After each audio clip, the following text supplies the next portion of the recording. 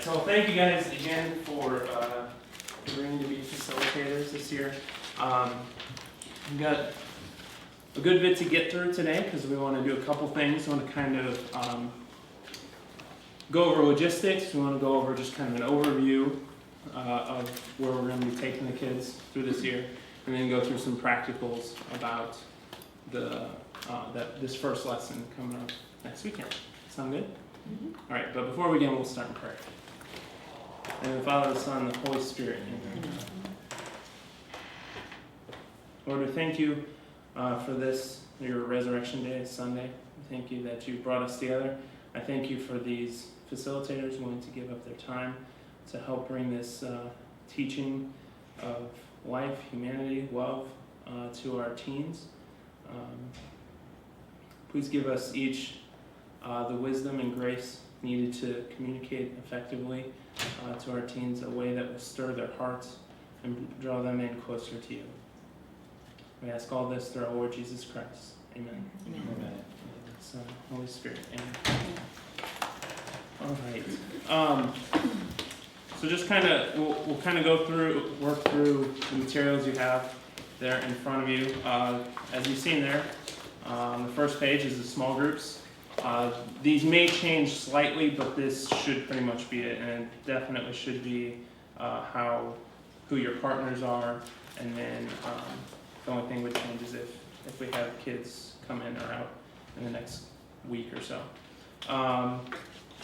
And the only thing I'll mention is John, we are still trying to find a co-facilitator for you, so don't worry. I think we have someone who may be interested, or if you have somebody in mind that you think would be that you'd like to teach with. On the strike here, so okay.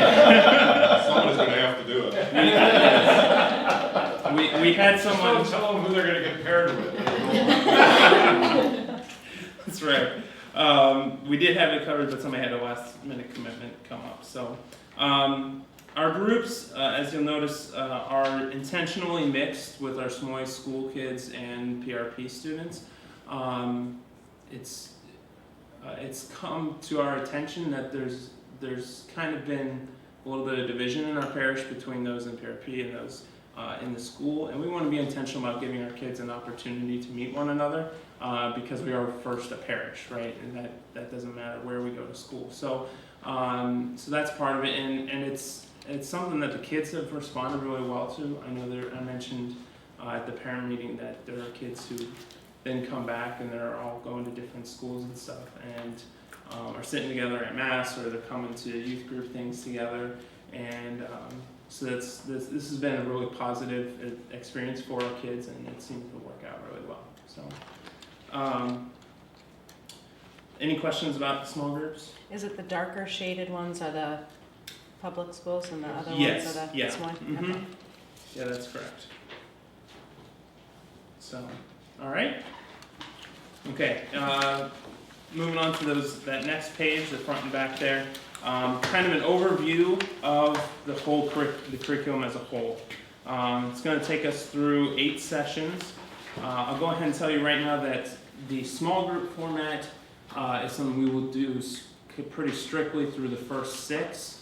The 7th one, if we stick to what we did last year, we brought in a speaker to talk about chastity specifically, and then broke them, so we did that as a large group, and then broke them into small groups for discussion afterwards. We found that that's probably one of the tougher topics to talk about in this curriculum, so we kind of help, makes it easier for everybody if we do it that way. And then the last session, the 8th session, is actually kind of a hybrid session. We do it in conjunction with the high school kids, the high school youth group. We'll do that in May after they've been confirmed, after their retreat, and that will be an opportunity for them to learn how they can be a witness to their faith, particularly by continuing to grow in that through youth ministry. So that'll be an invitation, kind of like a good way for them to go ahead and connect with the high schoolers, a kind of bridge moment for them as they're finishing up their 8th grade year. So formally as small groups, it's the first 6, the 7th one will have a large group and a small group dimension. The 8th one is just kind of a big large group element. All right. And those are each month, and with the exception of April, because that's when we have the confirmation retreat. And then they're all on the second Sunday of the month, except for that last one, session 8, which will be on the third Sunday because of Mother's Day. All right. Just kind of looking through the topics here. This first session, which we're going to go into detail about here in a minute, recapping theology of the body, is going to kind of help draw out two of the major themes that they should hopefully remember from going through this last year, either in the school or through the PRP retreats, theology of the body retreats. And that's namely their identity as sons and daughters of God, and then the idea of the sacramentality of the body, which we'll talk about here in a minute, namely that our bodies reveal God, actually. So we'll talk about that more here in a minute. Kind of going through the progression here, created as gift. We will go back and kind of follow St. John Paul II's lead, and we'll look at creation before the fall. And we'll say, this is the way God, what can we learn about the way God created us before sin affected our humanity? And that's where we'll get into a little bit more, we'll go in a little bit deeper than they've gone in the past. We'll talk about the ideas of original solitude, original unity, original nakedness, so that nakedness without shame that Adam and Eve experienced in the garden. So kind of going back to that idea of creation before the fall.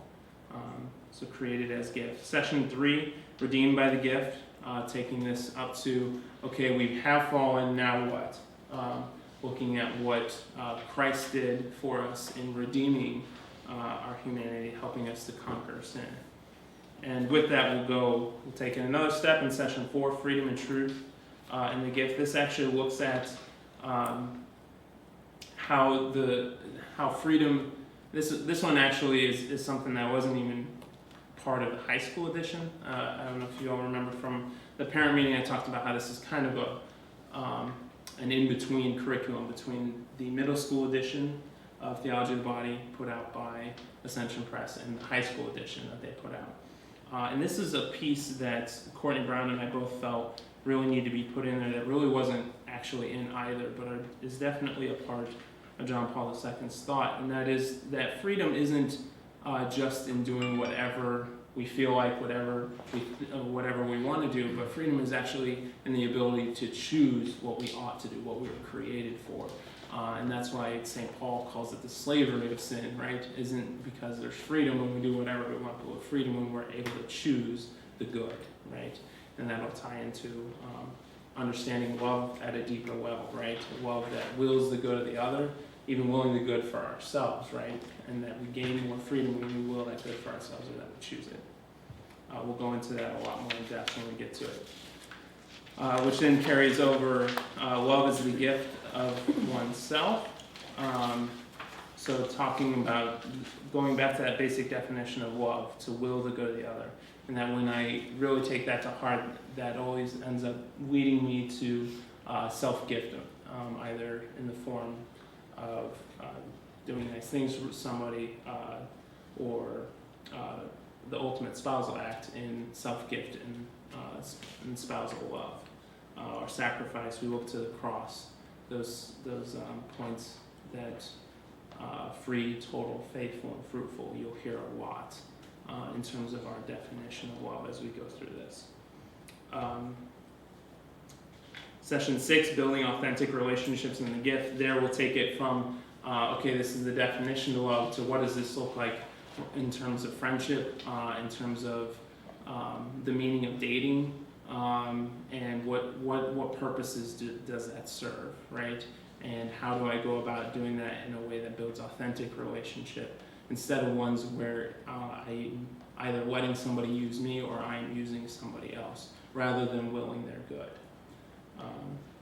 Again, we'll get to that as we get closer. It'll also be a chance for us to begin to talk about virtue, which we'll then go into more depth with in session 7, the specific virtue of chastity, and the difference between chastity and abstinence, and how chastity is actually a great yes to something that is very beautiful that the church holds very sacred, and that's our sexuality.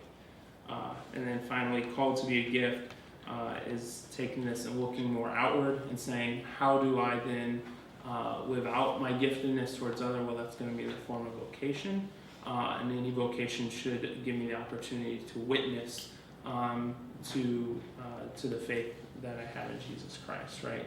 And I need help along that journey, which is where the kind of invitation into youth ministry comes as a place where you can be a community of witnesses living out your faith. So that is the very quick rundown of the whole year where we're going to take them. So, any questions about that so far?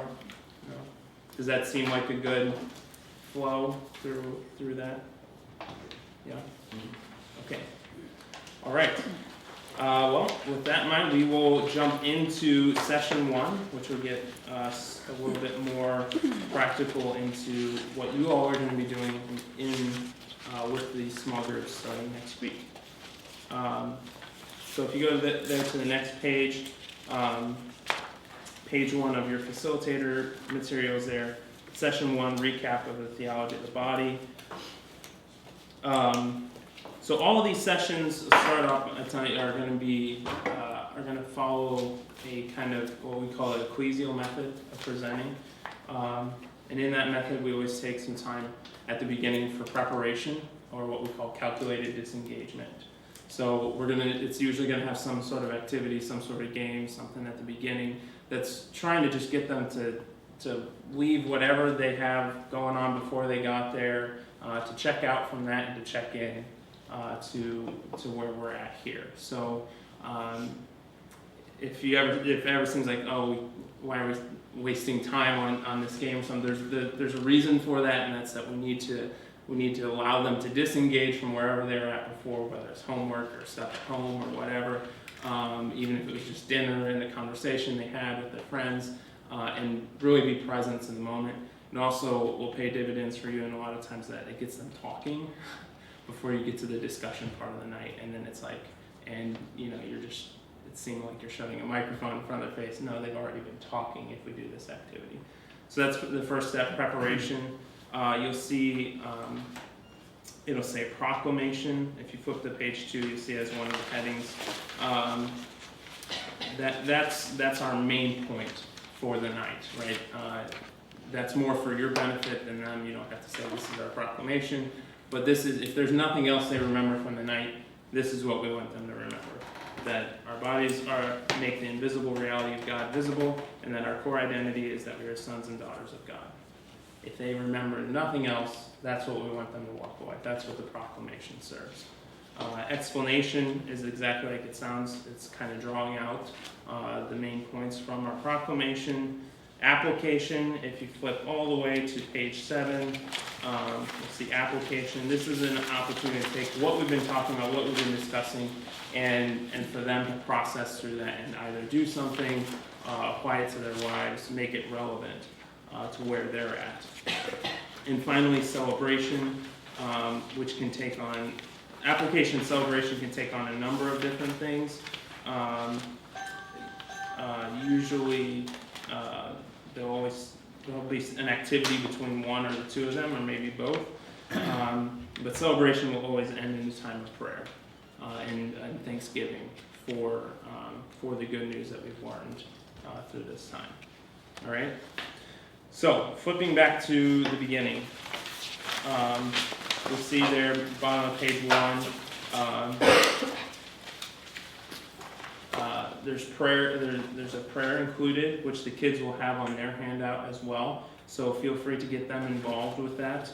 To have either yourself and one of them, or two of them, to do these two parts. That's going to be a pretty typical. That's a bit. Well, I should say we will start very scripted at the beginning, and as we go through prayer.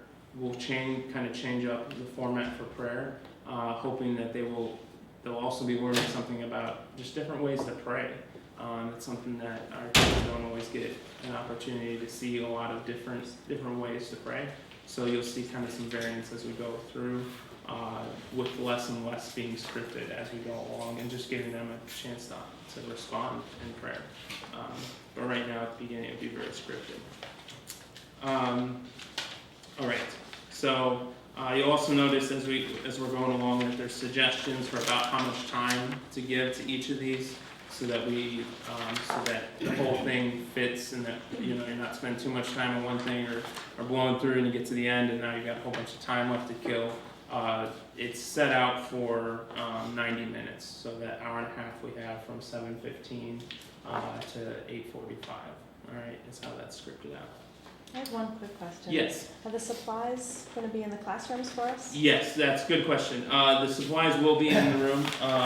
So like for this first one, we'll get to it here in a bit, but you'll have a DVD in your room that's going to have several clips. Those might be music, those might be videos. In this case, it's both. That will be in your room, and we'll talk a little bit more about using that in the classroom when we get through the actual lesson. But the other supplies will also be in there as well. For this one, you get Play-Doh. There'll be a plate in there for them to use so they don't make a mess all over the brand new desks and stuff. And if you're in one of the 8th grade rooms, there'll also be a thumb ball. So we'll actually talk about that right now. This is part of your preparation. They're not going to know everybody since you have both PRP and school kids in your small group. So we have these, we call them thumb balls. You just have them there in a circle in the room, and they're passing it around. And when they catch it, whatever their right question that their right thumb is on or is closest to is the question that they have to answer. So they'll say their name, what school they go to, and what was the best thing to happen to you this weekend. I got to see my brother up in Indianapolis for Labor Day weekend, and then they pass it on, right? If you have enough time, you can do it more than once. Sometimes people like to do it on the second time around. You have to say the name of the person you're passing it to so that they get to learn each other's name a little bit better. That's up to you. I should say that what we kind of lay out here is just kind of going to be a basic outline. I still want this to be very personal for you as facilitators. Mostly because you're going to get to know the kids better than I will, because you're going to be in the classroom with them through the whole year.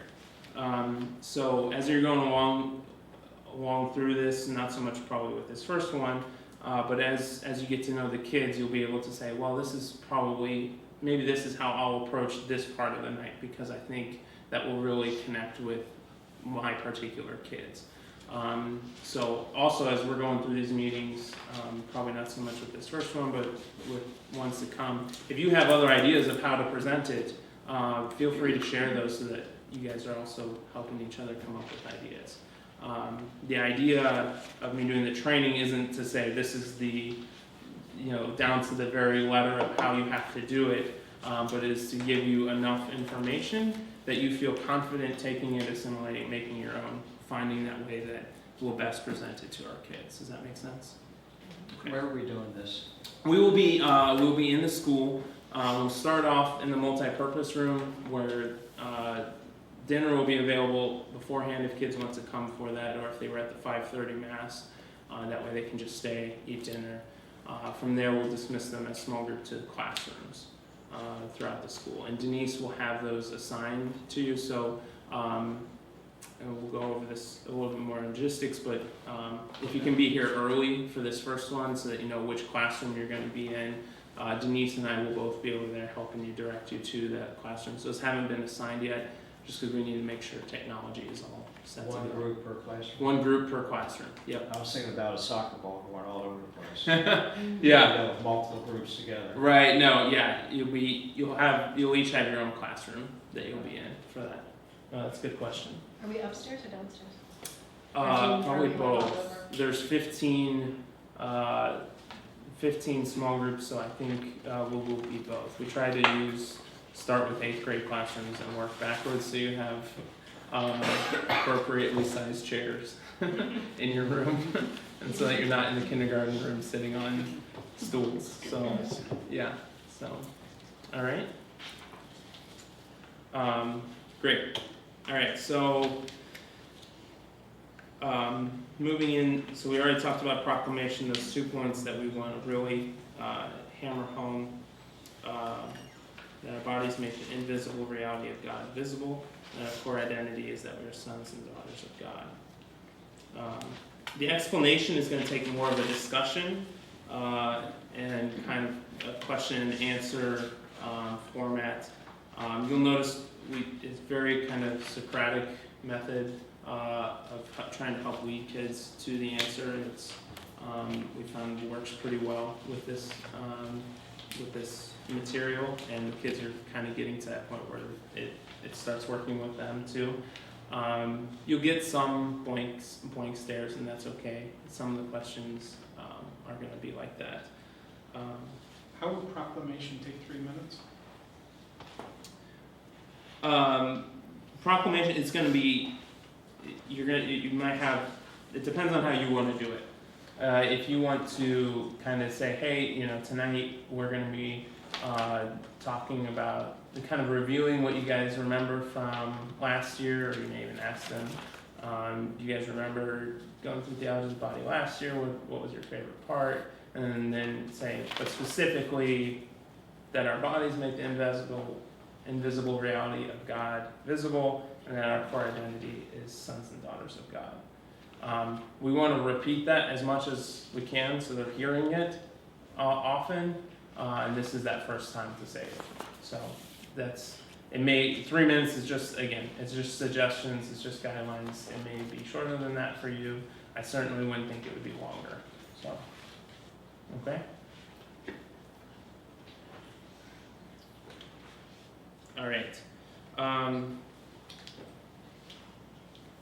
So it starts there with, asking them what is the theology of the body, and it's probably going to be a seamless, going back to your question, it's probably going to be a seamless transition from proclamation right into these first questions. So, since this is a review, do you guys remember what is the theology of the body? And you might get all kinds of different answers. You may have to pull out some information, like, well, do you remember who wrote it? And then they might say John Paul II, and they're like, is there anything special about him because now he's a saint? Last time they went through this, he wasn't. So just different things that you can go ahead and pull out. Generally speaking, the blue boxes are information specifically for you as facilitators. Not so much something that necessarily has to be said, but it's just like additional information. So when you see that, that's kind of, it's either explanation, it's further information, and most of the time it's probably going to be more information than you need to necessarily convey to them. It's not about getting every single ounce of information to them.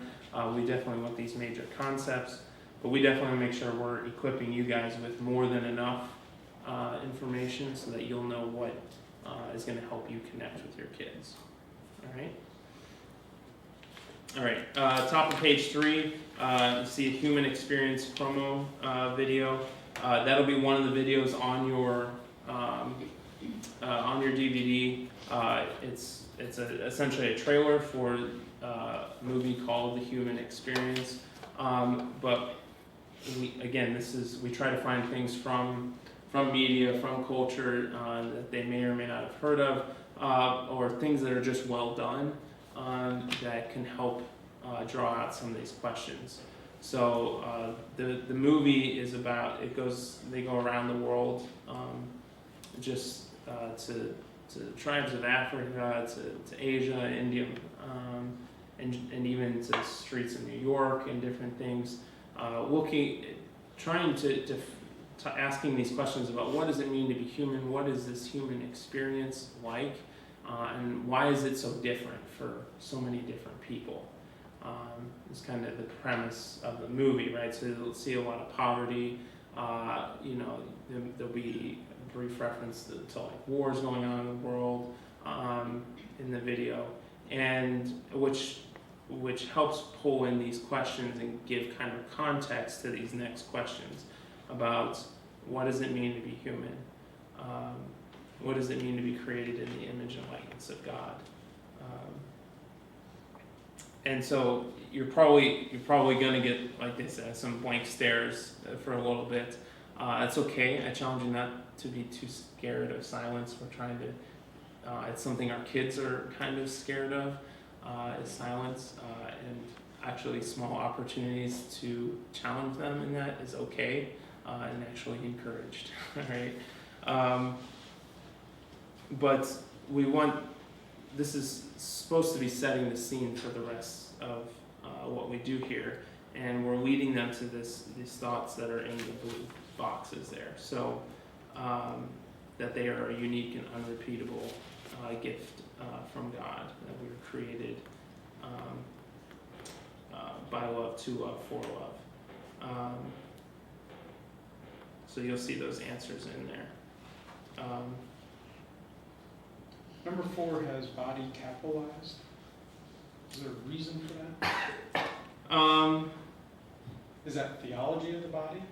Is what that really means? Or why would body be capitalized? I'm not sure why he capitalized that. I just didn't know if it was a noun that really means something. Right, no. I think it was probably just put there for emphasis, but it's not referring specifically to theology of the body. No, I don't know why he did that. I will admit that there are probably you may come across a few errors since we wrote this ourselves and don't have tons of professional editors. I'm trying to edit and clean things up as I go through this year. I actually don't have the doc version of this one, so I didn't get to do that on this one. I just have a PDF version, but I'm going to get that from him, and that will be one of them that I clear up. So, thank you. Now I have a question. Yeah. So like question 3, what is the meaning of our bodies? What is the meaning of a female body? What is the meaning of male bodies? I don't see an answer for that. Right. So some of them they're not going to have answers. Sorry, some of them are not going to have answers for yet. But we want them to start asking the questions. Okay. Because most of them have never even thought like my body has meaning. Like they haven't even asked that question. Okay. So we're asking the question as much for the question's sake as for the answer. We'll get to the answer specifically when we get to the session 5 and 6. We'll get more into that particular question. We're kind of getting them. them Yeah. talking. Yeah. And not saying Right. like okay. Yeah. That's how we would So when we get to questions 3 and 4 and they have the blank stares and there's no answers coming back, are we supposed to offer Then them maybe you an can answer, say, or- maybe your next question is, do you think there is meaning to your body? Right. Okay.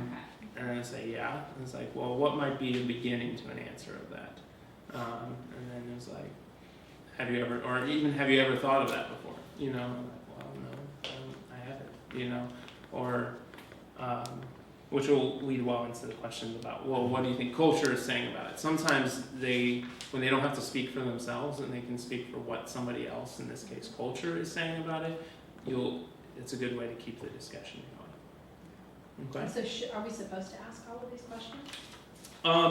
Again, you guys are going to be there with them. You're going to have a feel for how the discussion is going. If they really latch onto something and you think it's worth going into more detail about, do it.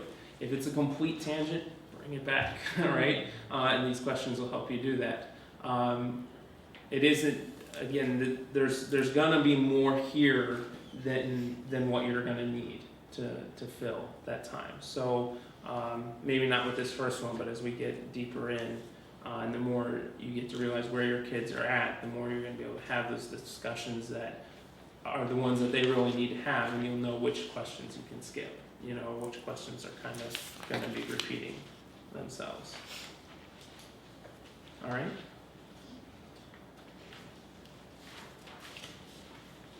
Any suggestions? I would think being in a classroom, if you stand up there like the teacher, Yeah. might be a little too much school. Right. Any suggestions on what's made the kids most likely to relax and share? Also, is there, usually with adults, and they're not adults yet, but usually these kinds of things come with what said here stays here kind of Yes. thing. So, what would you suggest on all the kind of No, that's great. ground rules and how we Yeah. run the show? Yeah, no, that's a great question. I would definitely start off with a little bit of understanding of small groups. I don't know if you have to do it right at the beginning of this one, just because there's not too much that's going to go deeply personal in this first one. But there will be ones later that will be more personal, and they do need to know that it's a safe, confidential place. So the rule that we use for small groups is that as long as you or no one else is in danger, then what is said here stays here in small groups. So if a kid is in danger themselves or is putting somebody else in danger, then that's something that we have an obligation to let somebody else know. But beyond that, what is confidential, what is said in small groups is confidential. You know, one thing that Hallie and I did it with our older girls, but it wasn't theology of the body. But what we did was we sat at her dining room table, and we sat together like almost like in a circle. That way we were all kind of equal. And we did do that kind of like what happens in Vegas stays in Vegas kind of thing. We just Yeah. what happens here stays here, so people felt comfortable to share. Right. We did do that. So Yeah, that was and that would be the other suggestion I was going to make is, I would definitely not, I would try to stay away from as much of just the typical classroom. You are going to be in classrooms, but the classroom model of teaching, if you can try and stay more away from that. The circle of chairs, circling up the desks, sitting with them instead of standing while they sit makes a huge difference as well, at least psychologically for them as kids. Kind of gets them out of that teacher-student mode to more discussion mode. So I would definitely recommend that. Are we allowed to move the desks and chairs? In the You are classroom? allowed to move desks and chairs in the classroom if you can just put them back at the end of the night. That'd be great. So, and you can have the kids, definitely have the kids help you with that, so. Okay? And I mean, just general rule of thumb, you can use the classroom however you need to, we just need to put it back to the way it was when we leave, all right? All right, I'm gonna keep track on this out here. So all of that to say, this conclusion down there, it's getting back to basic questions. Who am I? Where am I going? How do I get there? How do I be happy? What is happiness? Why is there suffering in the world? Getting them to just begin to start asking these questions and realize that those questions are relevant to them and where they're at in their lives. Any questions about that so far? Okay, so that was more the recap. Then we're going to get into more specifically about those two points from the proclamation, that our bodies make it invisible. I got a question. Yeah. Is the video actually 15 minutes for this whole piece? That whole should take piece, 15 that minutes. whole piece is 15 minutes. How long is the video? I believe it's an extended trailer, so maybe 2 minutes. Oh, okay. So, yeah. So it's most of the clips are going to be fairly short, long enough to be able to have some discussion about it, short enough that they're not taking up a ton of your time. Okay? I don't remember that off the top of my head, but I believe that's about how long it is. It's a promo video, like you would see if you went to their website for the movie kind of thing. So I'm pretty sure probably about 2 minutes. Okay. All right. This next one is kind of going to be less just kind of question and answer, and more as much of an activity as it is a discussion. Talking about the sacramentality of the body. That big blue box there, I'd ask for you to read that. The basic points out of it are that when we say the sacramentality of the body, we're not talking about the sacraments like the 7 sacraments of the church, right? We're talking about the fact that they are a sign that points to something more. Now, the sacraments of the church are efficacious signs, is what we say. So they make what they point to actually present. So the Eucharist doesn't just point to Christ's body and blood, it actually is his body and blood. A stop sign, on the other hand, if it were an efficacious stop sign, it would make you stop when you came to it. It doesn't do that. It points to something that should happen there. You should stop, right? Our bodies are not efficacious signs, but they are signs that point to something more.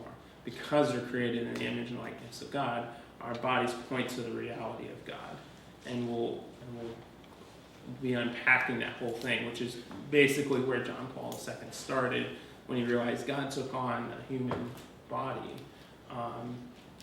There's something very sacred about our bodies if God is willing to take on human flesh himself. And more than just nice words of, oh, we're created in the image and likeness of God. There's something to this, right? So that's kind of what we're talking about here. And we'll be unpacking through this activity, right? So invisible things. You'll have, I know it says poster board there. You'll just be using the dry erase boards in the room. There'll be a dry erase board and a marker that you can use in the room that you can put that quote up there for them. And then we're going into this activity which has been pulled, I forget from which edition of the Theology of the Body books, but ask them for what are some invisible things that you know are real, and they may come up with this list that you see there, and then after that, so you put that on one side of the board. On the other side, you say, well, how do we know that these things are real? And they're going to list off things that let us know that those invisible things are real. So like wind, they're going to say, well, we see the trees move, right? The tree moving in the wind points to the reality of something we can't see.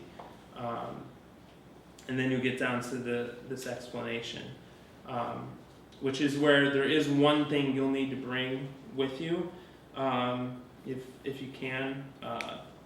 If you see on the supply list, I mentioned an item that has sentimental value from a loved one that was given to you, as a way to bring this back personally, not just kind of theoretically, okay, we listed off these different things, but to bring it back personally. Some item that helps you remember or points to the reality of the person who gave it to you.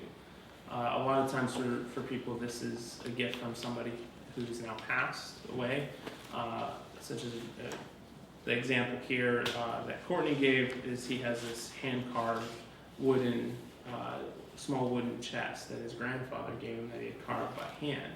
He can't see that chest without thinking of his grandfather. It points to the reality of his grandfather, who is no longer around. So that if you have something like that you can bring with you, that'll help bring it back more personal to them, which will then make this last point very, very clear. If this inanimate object can point to the reality of someone, a person, who is either alive and just not here presently, or who has passed away, how much more then can our bodies point to the reality of the love God has for us, the reality of who God is. Any questions about that? The facilitators are just going to realign. We're not going to ask the girls. And No. boys anymore. Yeah, you just bring that in yourself as a kind of way to bring that back more personal for them. But then you can, on the next page, on page 6, then you can ask them about maybe something that they have. They don't have to bring it in, but maybe something that they have that reminds them of someone else.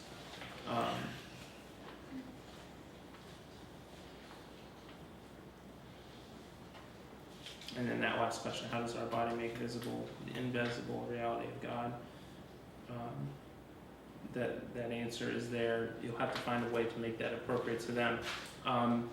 Namely that when we see that line there in the middle, when we see others, we can see God in them because we're created in His image and likeness, and we can see His love. That God, who is love, created us, and we're like Him specifically because we can love. And then that's the fact that we can love points to the reality of God, who is love. That's what we mean when we say created by love. We're talking about capital L love there, the God who is love, created for love when we love each other and to love. And that's that idea of self-gift, right? That we're supposed to give ourselves in love to others. That's what we were created for. Any questions about explanation? Okay. So at this point, we've tied how our bodies point to the reality of God, which is a good point to ask them about, so what's your relationship with God right now? And that's what this next activity is. So you'll have Play-Doh in the classroom for the kids. That they can sculpt something that is symbolic of their relationship with God.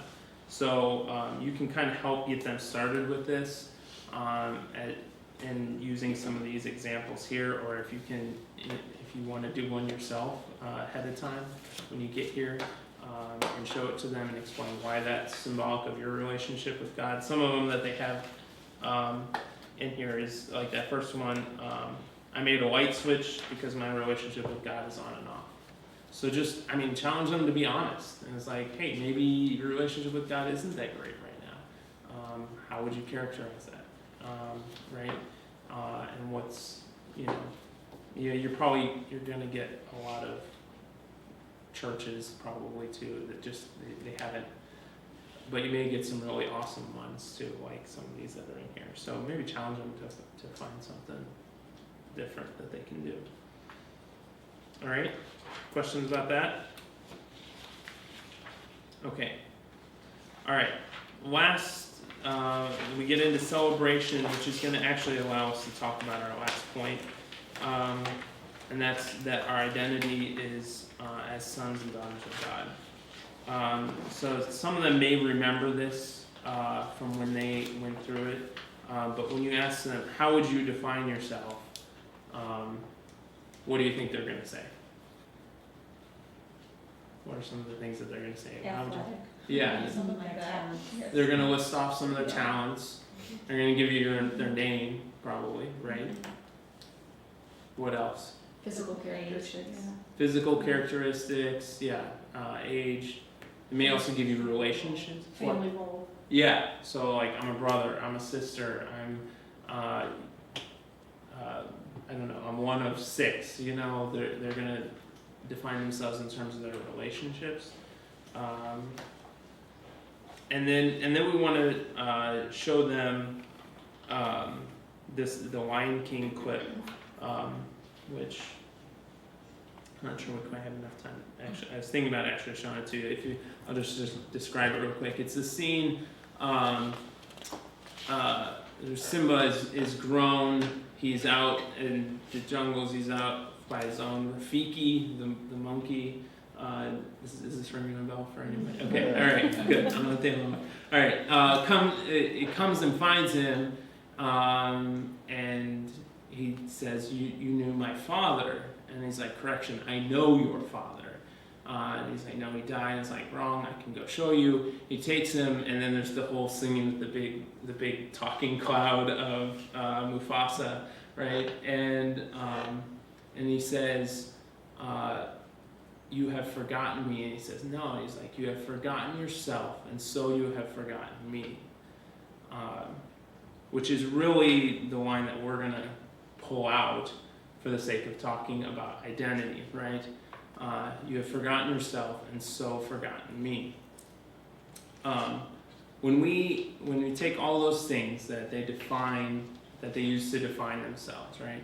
If you take those away, if you were no longer a football player, if you were no longer a student, if you were no longer X, whatever, would you cease to be who you are?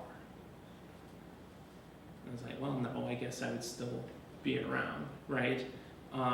Which leads them back, there's something that's more fundamental to my identity than just what I do. And even to some extent, more fundamental than just who I'm related to. Although that has some truth in it because of relationship, and just physical. They wouldn't physically be here without their parents, right? Which points to, but even that, if your parents weren't around, would you still be yourself? Well, yeah. I was like, there's something deeper there, and that's at a fundamental identity. We are sons and daughters of God.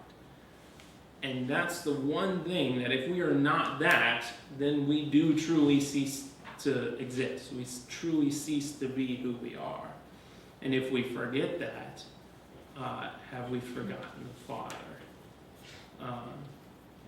You have forgotten who you are, and so have forgotten me. Right? So this kind of challenge of, do we remember every moment of our lives that we are sons and daughters of God? And the reason why we do that. Okay, So- Matt, here's a really strange question, because Yeah. I had this happen years ago when I first religious ed. Yeah. I had a seventh grader say to me, do you want to prove God or disprove God? He was in Catholic education. Mm. So you just made the statement, if I forget that I am a daughter of God, Mm-hmm. I cease to exist. What if we have any children that are struggling with their faith and their religion, and they're here because mom and dad are making them be here, Yeah. and they are not sure, if they believe in God? Yeah. How do we handle someone who, there are some very smart kids out there that could challenge us? Right. Yeah. So they say, well, I'm still here. That must, and I don't think about God, right? It was like, well, actually, He hasn't stopped thinking about you. Is the response to that? So it isn't just a remembering, but it's the fact that God holds us in His love. Now, is that going to satisfy this kid who has those questions? No, that's going to be a deeper conversation than just this here.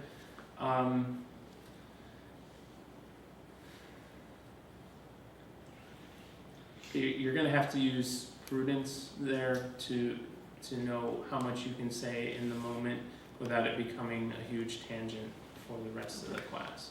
Because the one thing that's not going to help them in that moment is being pointed out as the person who doesn't believe. But at the same time, if you know that that's there and you see opportunities to speak to it, then I would take those as well. Is it fair to say we can talk about this more Yes. outside? Or? Yes, Okay. definitely. Most of the time, and we hit on this just a little bit at the parent meeting, that our 8th graders still want to be a part of a group. So you probably won't get too many just way out there answers, but you might. Now, like you said, it happened to you, so it's not that it doesn't happen. It does happen at times, but most of the time they still want to be a part of that crowd. Our hope is that they'll begin that transition to figure out who they individually are as well. Who am I, not just whose am I? The ironic part, particularly in terms of identity, to that question is that it's really the same answer. Whose am I? Well, I'm God's. Who am I? I am a son, and I am a son of God, and He has created me as a unique and unrepeatable person to live out in love. So it's almost the same answer to both questions when we get down to fundamentally who we are. But yeah, a lot of that's going to have to answer your question, Tricia, is that you're going to have to use prudence to just know how much you can say in that moment without them shutting down and saying, now this is too uncomfortable, I'm too much on the spot. But I think the beauty of the theology of the body program is that it starts with the questions that are relevant to us, actually regardless. Because even the person who doesn't believe in God still asks the question, who am I?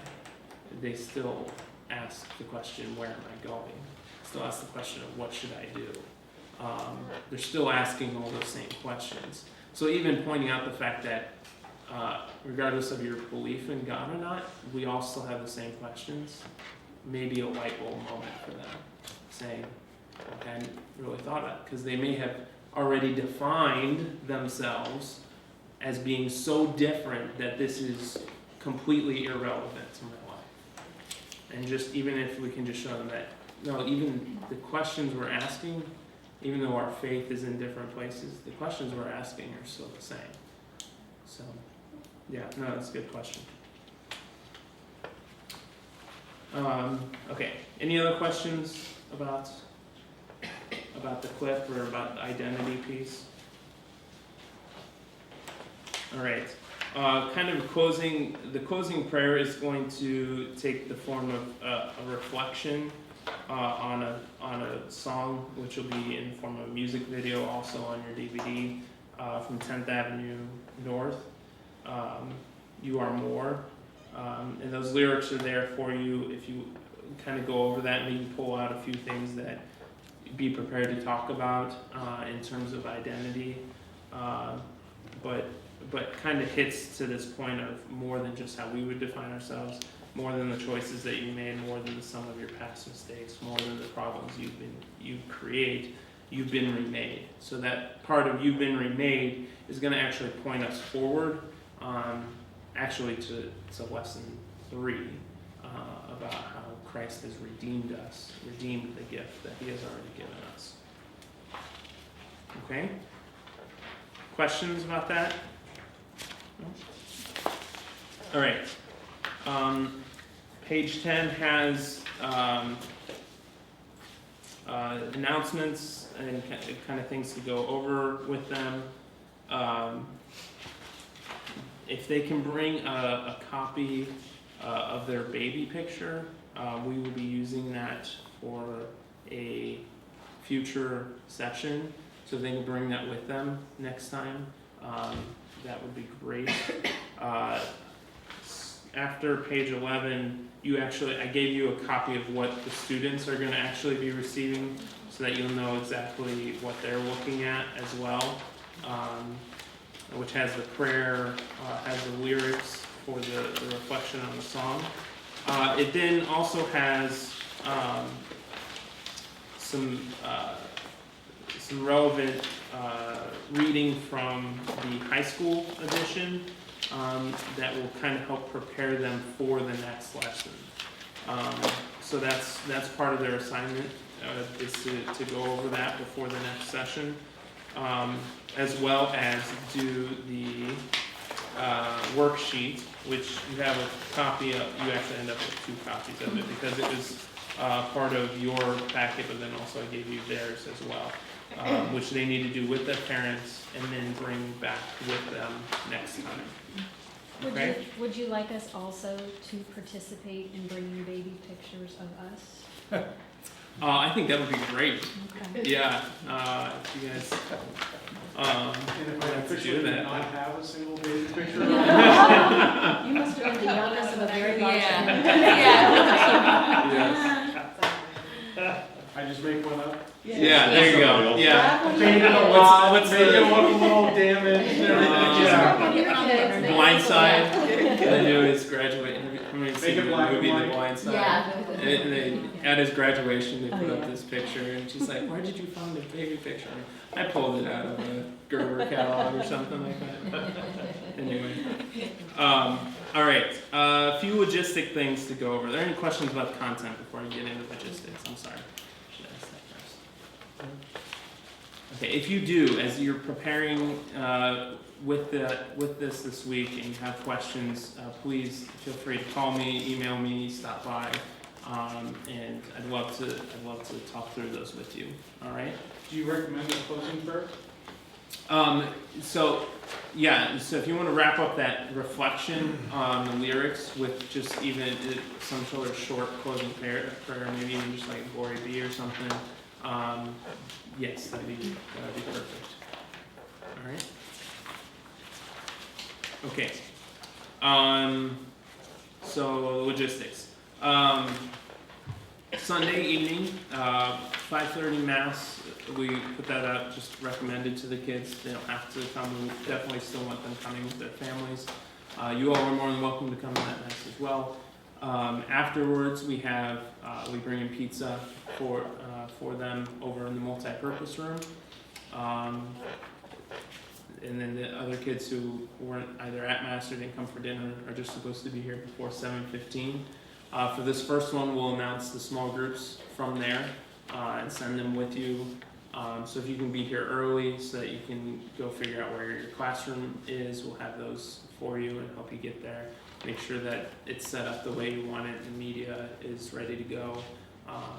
So if you just want to be here, I would say 20-30 minutes ahead of time, so just before 7, then we can get you set up. It actually works out really well.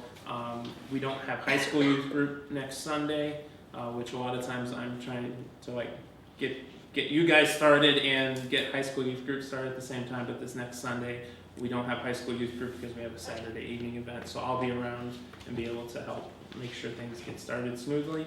So we don't need to be in the multi-purpose room, then we'll be in the rooms when the kids do that? Actually, if you would come back up to the multi-purpose room, because they don't know who you are or necessarily where the classroom is that they're going to.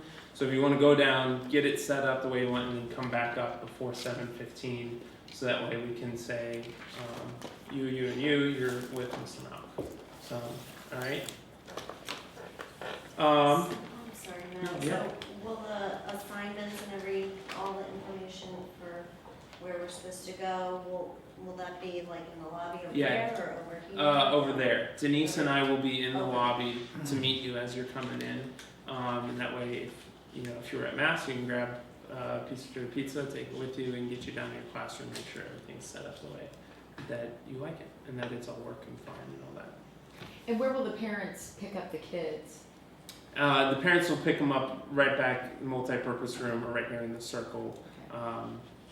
That they know to just drop them off and pick them up right there. So, yeah. Are we supposed to stay with those kids until every single one of them is picked up? If you can at the end of the evening make sure that the classroom is put back together, and then yes, that they've all come back up at least to the lobby, and then if you see that there's still a couple kids there, and at least 2 of you can stay around. But I think Denise will be around as well to see them out the door. Most of the time I won't be because I'll be with the high school youth group.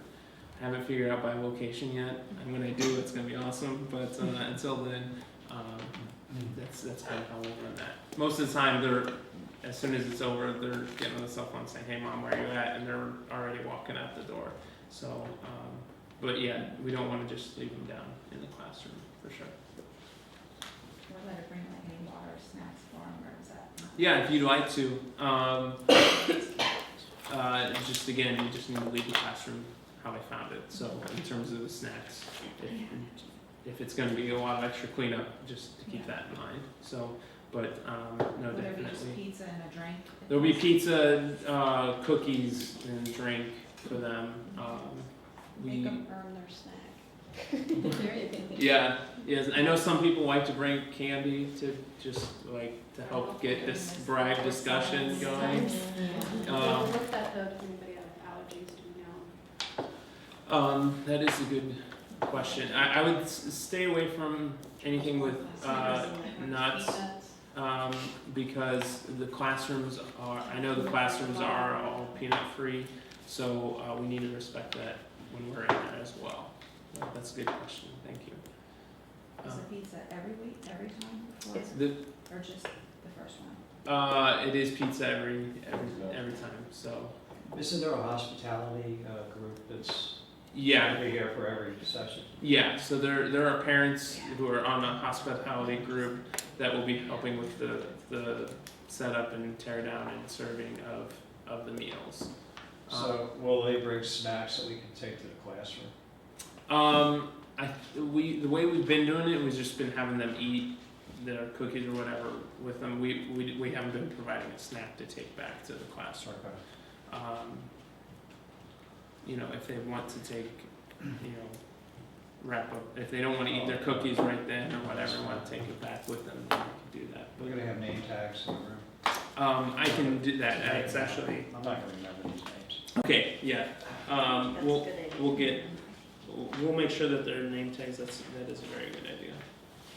At least for this first one, and then we'll go from there. Quick question too, this is my first time doing this. Yeah. So I'm assuming it's a good idea for the facilitator and the co-facilitator to meet up and plan this for the week. And Yeah. then also to communicate with each other if one cannot be there Yes. for that particular Yes. weekend. So it is your responsibility as a facilitator to figure out how you want to lead those. So if you guys want to tag team it and you want to prep together, I've seen that work really well. If you want to say, hey, we'll both be there, but I'll take the lead this week, and if you just have things you want to add, great. And then next week you can lead, and I'll just kind of be more support. I've seen groups do that, but definitely if you're going to be gone, to please check with your facilitator, and then let us know as well, just so that if for some reason something comes up and your other facilitator isn't there, we'll know already that that group is down a person. And is it still 2 parents to every, like you have to have 2 adults? Like with the sports, you have to have 2 adults. Right, because we're all, it's also part of the reason we're all in one space, is because even though you're in the classroom, they all have the safety glass. So if only one of you are there, you're still covered because Denise is coming through the halls and anybody can stop in. So that you are still fine if for some reason you're there by yourself for the week. Okay. One of the other things that'll be in your room is an attendance sheet. We do ask you to take attendance. And this first time, usually you'll have to check 2 things. 1, attendance, and 2, that they've turned in their worksheet to you. Which the worksheets will often, can also often help you recap what you talked about last time, because these things all kind of build on each other. So that can be a discussion starter for you, as well as just kind of able to start getting them talking. So this first one, you'll just have to check attendance because there is nothing they have to turn in. But from there on out, you'll need to check that they're there and whether or not they turned in their worksheet. And Denise will be providing those attendance check-in sheets. They'll be in your room when you get there. Okay. Do we keep the worksheets? Give them to Denise? You Give could. it back at that next one? You can give them back to them as long as we've checked them in. Okay. Yeah. Because if they don't, then we will be asking them to make up the work. Father's asked us to be a little bit more diligent about that, making sure that our kids are staying on top of their faith formation. So, okay. Just real quick here, as far as equipment in the classrooms. There's a couple ways you can go about showing the DVDs. Some of the classrooms have DVD players in the room, and we'll know exactly which rooms do and do not, and we'll be able to tell you that when we tell you which room you're in. If they do not, there is generally there's a computer in there that you can play the DVDs from. There's a guest password for like teachers, BRP teachers, and facilitators and stuff. I'll go ahead and give that password to you if you need to use the computer to show the DVD. That password is class 8, CLASS 8TH. Capital T, lowercase t. Well, everything's lowercase. Yep. And that'll have basic access for you, but you should be able to show the DVD from there. Class, the number 8, TH. The other option is, and that's hooked up to the projectors which are in the room, which you can turn on. They're overhead projectors, but they're flipped upside down, so the power button's on the bottom of them, So you can just push the power button to turn them on, and you push it twice to turn them off at the end of the evening. Okay? The other option, if you would prefer, if you have a laptop you want to bring in, then you can do that, and you can hook that up to the projector cable, which will be back there. You just have to disconnect it from the computer that's there, hook it to yours, and then at the end of the night, hook it back up to the teacher's computer, so that when they come in, they're not like, what's going on? Gremlins are getting to the computers. No, we don't want that. So, like I said, That's the computer password? that's the Is that what you're computer. saying? Yes. Mm-hmm. And the username will populate, or there is none, or? It'll already. My understanding, I haven't actually gone over there and used that one. I just got that from Denise today. It should come up with a guest, I believe. It'd be guest, and then or guest teacher, and then it'll be class 8. But it should already be one of the options on the login screen when you get there. So you'll probably see one that'll be like the teacher's name, and then there should be another one. So this is the password for the other one. I forget if it's guest or guest teacher or PRP teacher, or I forget what that username is, but it should already be there. Okay? I